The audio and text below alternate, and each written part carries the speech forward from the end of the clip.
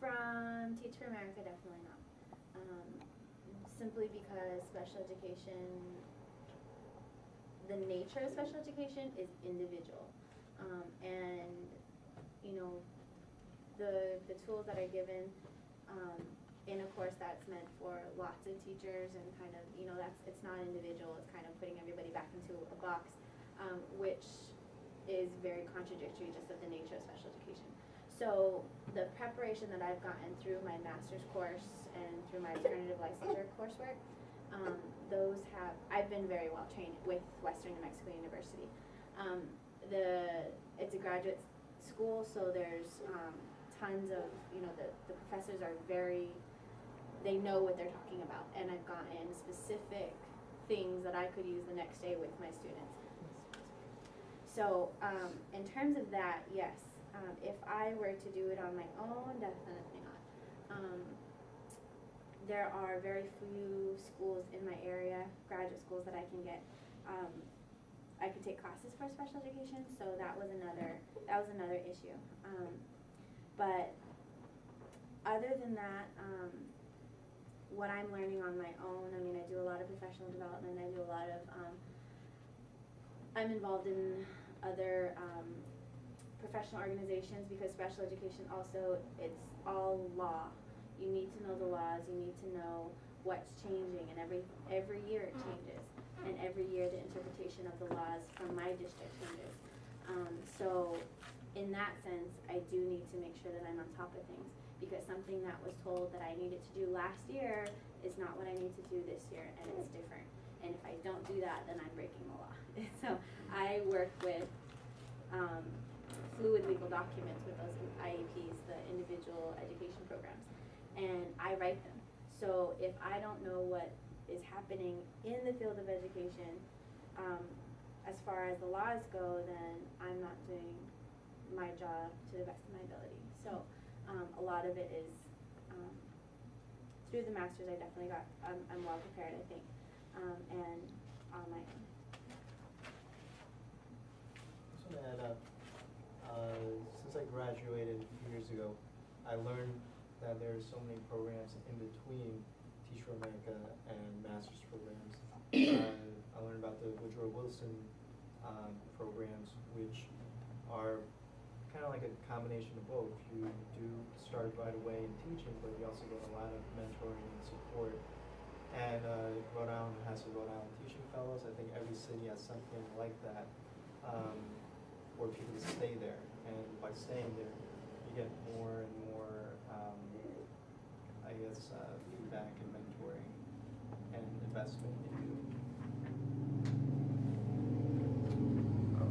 I took a long road into the classroom from the time that I made the decision to get into education in 2005 until I got my own classroom in 2009.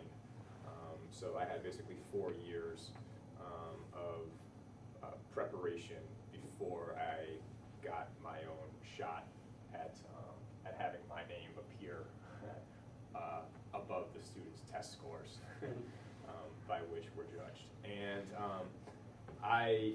and it was really for a lot of personal reasons that sort of set me back along the way and had me take this longer journey into getting my own classroom, moving from one coast to another and switching schools of education and whatnot.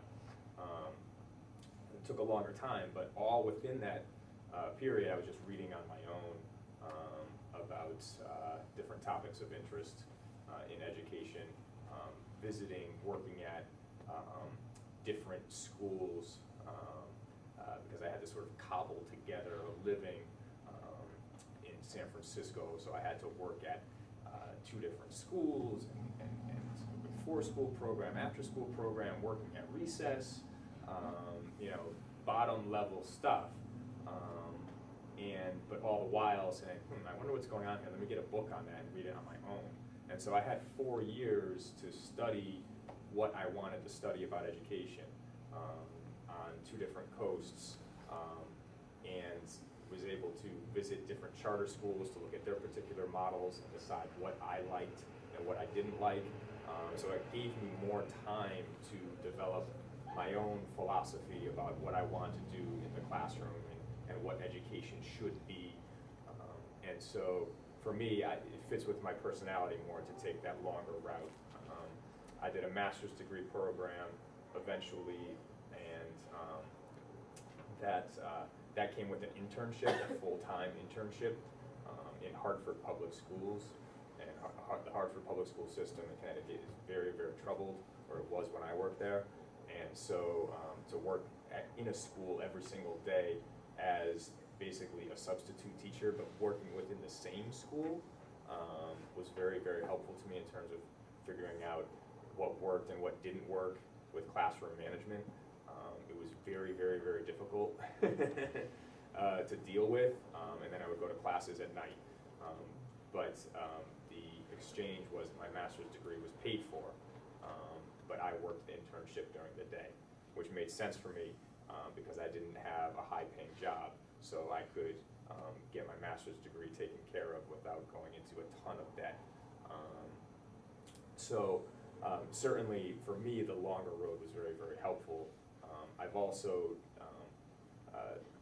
I like to find sort of, I would say find your mentor teacher, wherever they may be, wherever he or she may be in your district, in your building, in the country, whatever it is, get their book that they wrote or whatever, or if they didn't write a book, whatever, make contact with them. Even if they wrote a book, go ahead and email them, go visit them. If they offer professional development, go there and speak up and say, hi, I want you to teach me what you do.